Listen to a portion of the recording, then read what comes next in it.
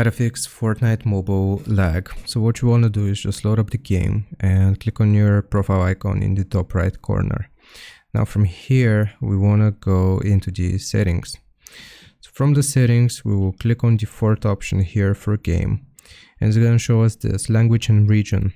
So depending on whichever language you have, or sorry, whichever region you are currently on, it's going to show you the different MS that you will be getting. So if it's set to auto, it's obviously going to detect the lowest ping region. However, this may have gone to another of these options and you might have a higher ping this way.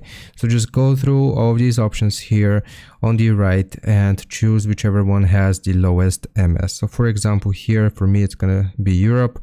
If I go and change it to Europe, then click on apply, that is going to reduce the lag for me. So hope this helps. Leave a like and sub. I'll see you next time.